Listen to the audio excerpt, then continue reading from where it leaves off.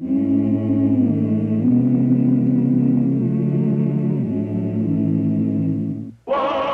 Earp, Wyatt Earp, brave, courageous, and bold. Long live his fame, and long live his glory, and long may his story be told.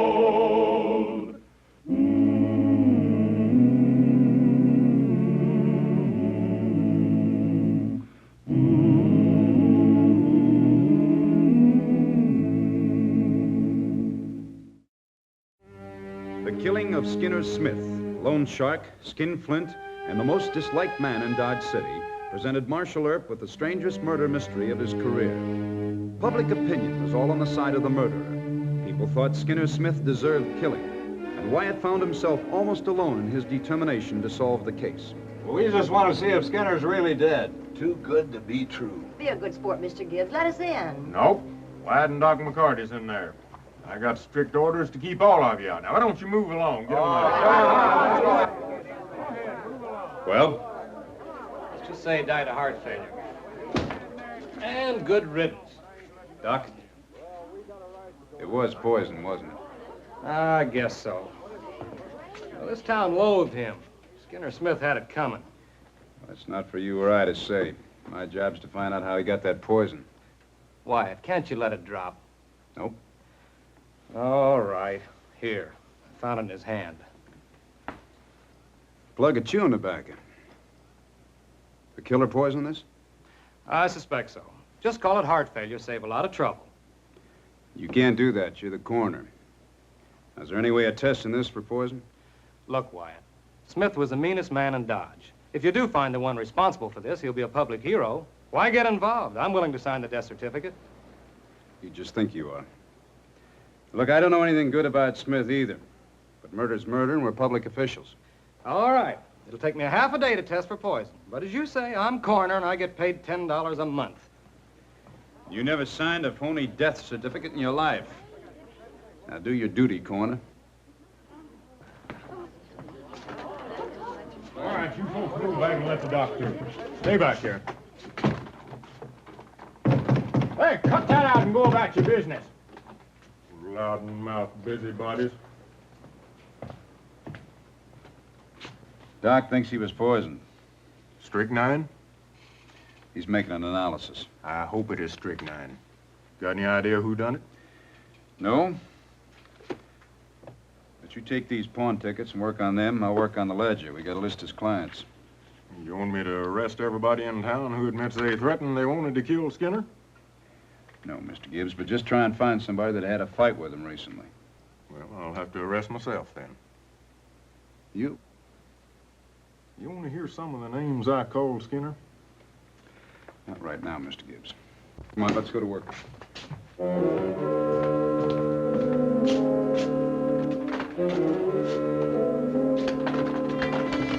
right, back up. You pawned your saddle to him. And later on, I heard you threatened to kill him. Yeah, I threatened to kill him. He sold my saddle because I was 2 days late in redeeming it. But you didn't kill him? No, just never got around to it, Marshal. And that isn't all, Mr. Earp. Skinner charged me $5 a week interest on the ring. When I paid him off, I found out that he'd put a phony diamond in place of the real one. Why don't you come to me about this? It's his word against mine. I figured that when my gentleman friend got in from the drive, he'd even things with Skinner. Yes, sir, I did say he ought to be shot. Why? He dug up an old note that he said, "Dear Miss Dora, may God rest her lovely soul," still owed him. I tore it up and slapped his face. Yeah. One of nature's noblemen, Skinner Smith. I wish you'd be practical. If you did find the man who did it, how would you get a jury to convict him? Well, that's their job, Mr. Kelly. My duty's done when I bring the murder to trial. Bad cess to you. That's Irish for hoping you never solved the case. Oh, I'll solve it. I'm stubborn that way. Thank you, Mr. Kelly.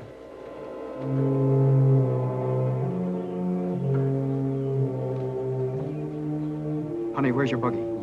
Around the corner. What's wrong?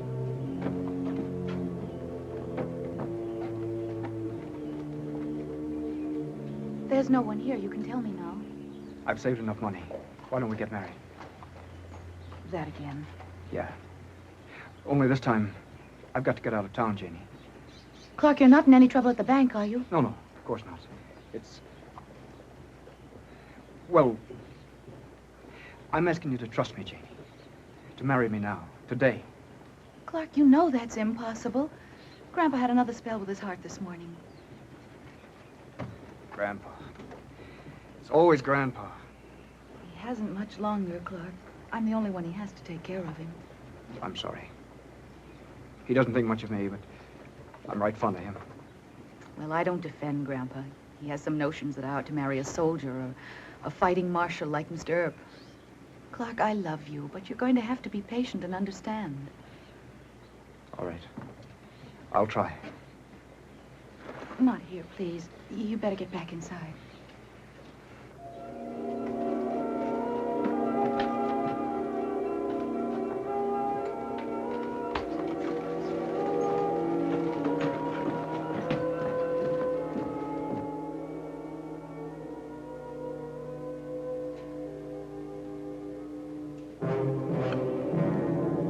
See those crystals? Prussic acid, and perhaps some strychnine. Enough to kill a horse. And one bite at that plug did for Skinner. You found any suspects? Couple of dozen. Haven't talked to a man or woman that isn't a suspect. Come in. Well, how'd you make out? Oh, I talked to about 20 people. They all denied killing him, but they regretted being so shiftless and lazy. The only way you can narrow it down is to find someone who had access to poison in undiluted form. What about your patients, Doctor? Don't you prescribe strychnine, prussic acid? Very small amounts. I couldn't help you anyway. Confidential relation between doctor and patient. Yeah. Well, what are you so cheerful about? Killing Skinner is a public service. I think Doc done it. Arrest me, Marshal. Gentlemen, murder is not funny. Mr. Gibbs, you and the deputies don't get any time off until we solve this case. You know, Doc, I believe in enforcing the law with reasonable moderation. But old Wyatt there, he's got the stern moral character of a bloodhound. I will have to help him, Shotgun. He is right, you know. I know he is. Doc, you got any smart ideas on this thing? No, but I'll check my records. 11 patients to see, and I play detective. Give Wyatt a tip. Suggest that he look on the respectable side of town. This is no tramp's job. Thank you, Doc.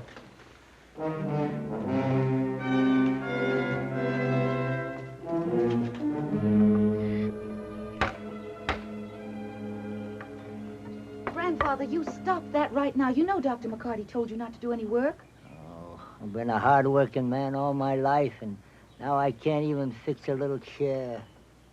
Now, don't you go giving me any trouble. I've had enough with Clark. He's still pestering you about marrying him? Mm-hmm. Well, if you're so set on it, go ahead. Well, I'm not, but I am worried. Hmm? Well, something's wrong with Clark. He's acting strange. He wants me to marry him and leave Dodge right away. Oh. It can't be that he's stealing from a bank. That'd take a certain amount of courage. Well, Clark has courage. Too much courage. Fush now. He is. He's been gambling. Euchre for penny ante. No, poker with some cattlemen in a back room at the Dodge Hotel. Maybe he did kill Skinner Smith.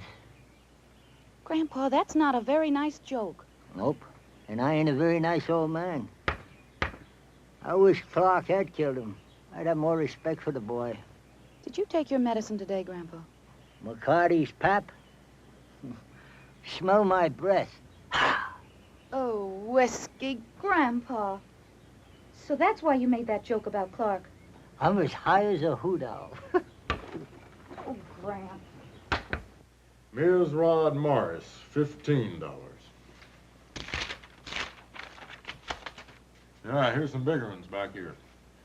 J.B. Olson, $175. Alex Griffith, $200. You think we're getting any warm on this? Olson and Griffith, marked paid? Yeah, both of them. Well, let's start on the delinquent accounts. Those are the ones that Skinner might have pushed too hard. Look. Clark borrowed $50 from Skinner May 18th. Paid it back with $20 interest, June 3rd. Look at this one over here. Borrowed $100 from him a couple of weeks ago. Skinner's got him marked delinquent. I better have a talk with Clark. Well, don't do it at the bank. It might be a little embarrassing. No, I'll... Wyatt, Mr. Hookham says Clark just left on the eastbound stage. He ain't checked the cash yet, but he's afraid... You watch the jail. Yes, sir.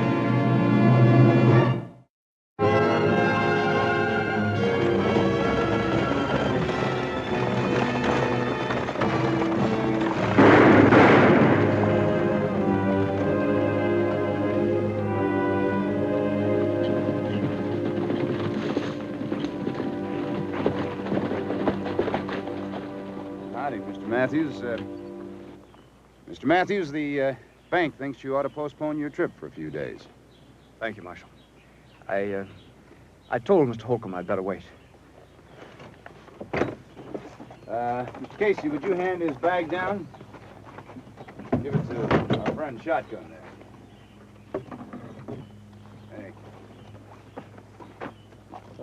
Thank you, Mr. Casey. Come on up here. Get up! Help!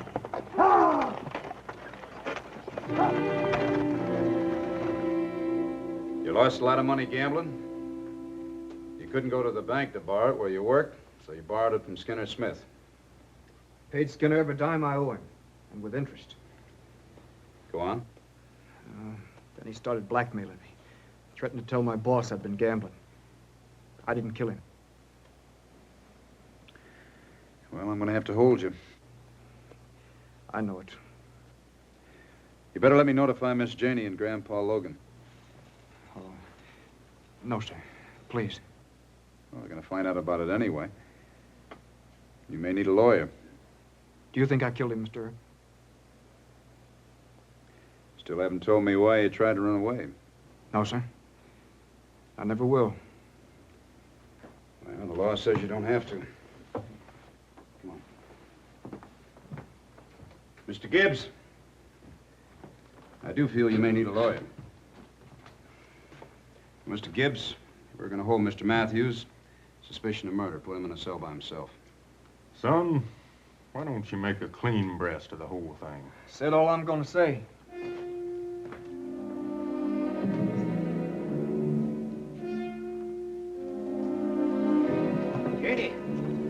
Janie, don't try it. Give me my rifle and I'll... No, Grandpa, they might shoot at you. I'll get Clark out of there in 2 minutes.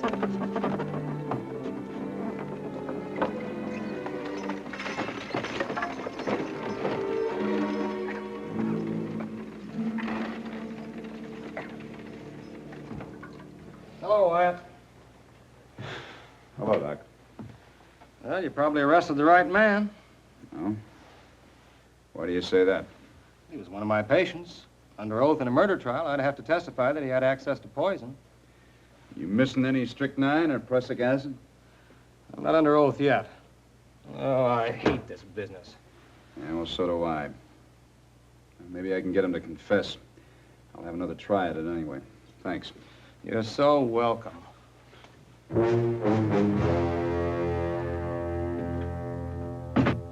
You give me those keys. I ain't got them, sis. Are you telling me the truth? Marshal Earp has the keys. Where'd he go? Doc McCarty's. Why don't you rest yourself, Miss Janey? Them old big buffalo guns is mighty hefty for a gal like you to be lugging around. Oh, that's just a trick to disarm me. No, I ain't gonna try that. I just want you to light somewheres. Why don't you have a seat on that bench over there? Oh, no. Did I hurt you? No, Miss Janey. A little gal like you shouldn't be carrying around a loaded rifle. Mr. Gibbs, you take Miss Janey on home.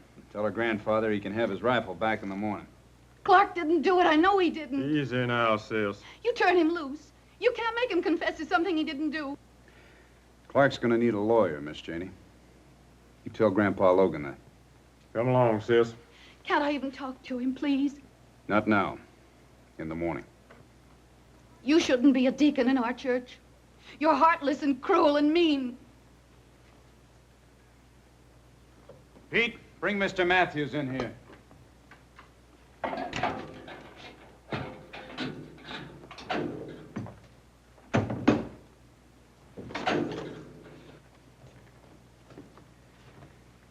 Pete, you take off. Yes, Marshal. I heard a shot. Grandpa Logan been here? No, it was Miss Janey. I sent her home with Mr. Gibbs. Sit down.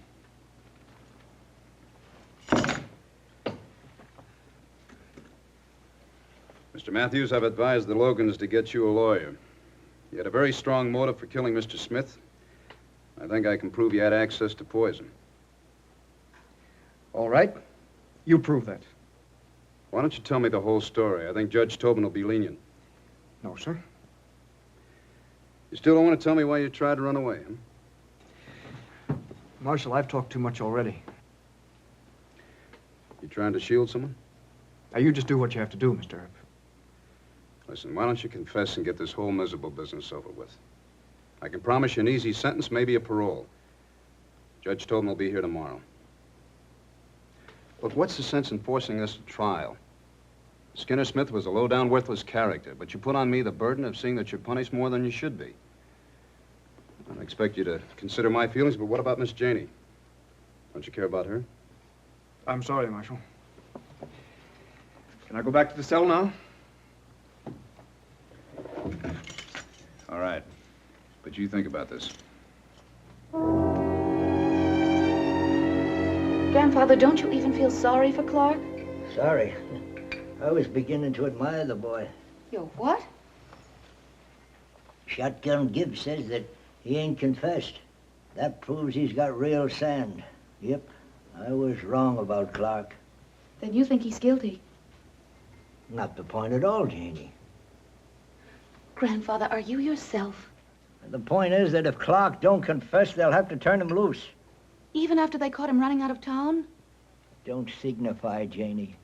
They got nothing but circumstantial evidence against Clark. No matter what Wyatt Earp tries to link together, the jury will acquit him hands down. Then you will hire a lawyer for him? Yes. Old Joe Garrison. The best lawyer in the whole state of Kansas. It's a sheer waste of money, though. Of course it is, Grandfather. But at least I can sleep easy now. I'm half asleep myself. You've had your nightcap. Come on. Help me, darling. Oh, it's way past my bedtime. You know, that Wyatt Earp might be a first-class man with a gun, but he ain't no legal genius. He'll get his comeuppance tomorrow. I hope so, Grandfather.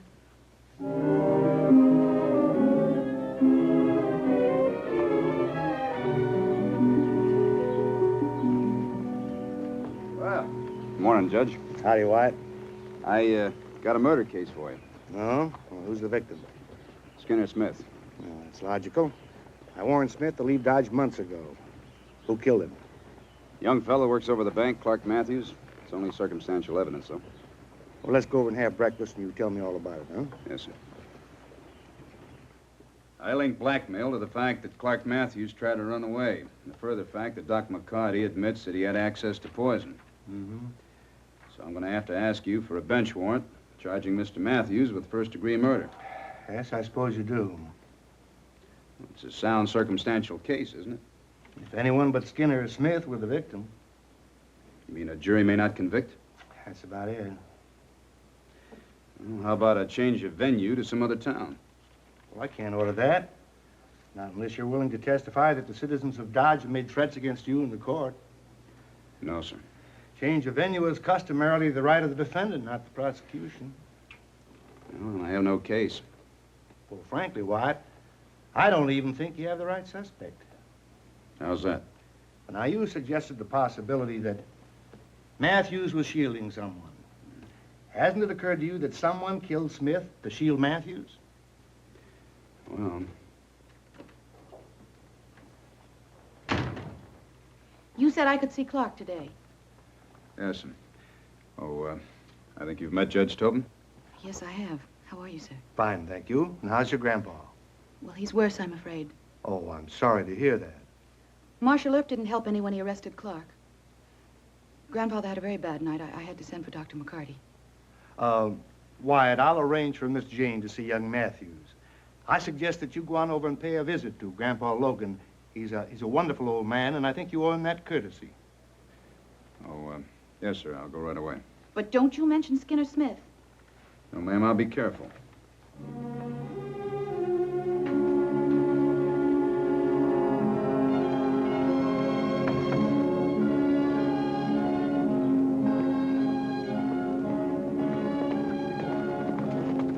Howdy, Doc. Morning. How's Grandpa Logan? Not good. Not well enough to be questioned. I just stopped by for a social visit. Well, he hasn't got much time left. Day, week. Well, I won't stay long enough to tire him. Good.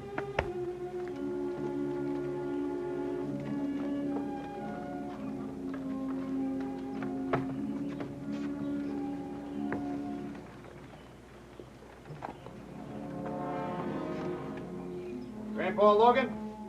Yep. Who is it? Wyatt, sir. Come in, Wyatt.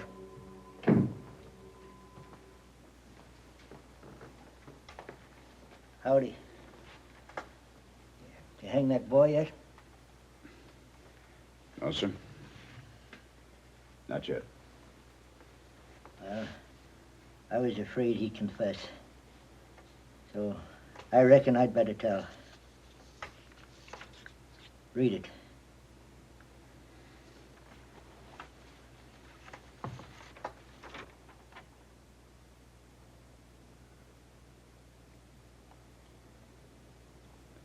The doctor said it was prussic acid.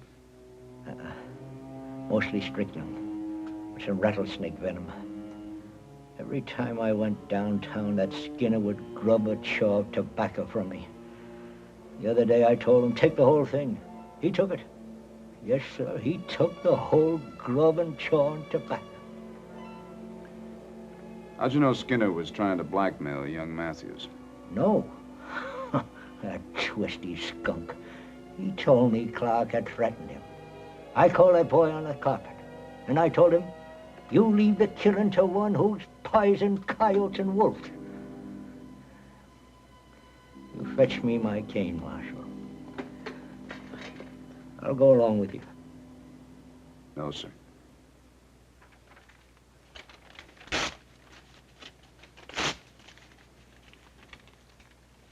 I'm burning this. But I don't want you to write anymore, Mr. Logan. Well, now, I thank you kindly. For Janie's sake, I mean. Yes, sir. For Miss Janie.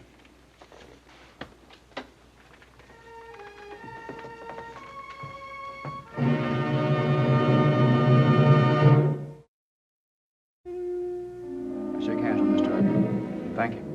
After all the trouble he's caused, I certainly will not. You seem mighty sure. Yes, sir, Mr. Matthews, I am very sure. Don't you tell anyone, ever. This is a case for a good judge and a good lord. I'm just a deacon. Thank you, sir.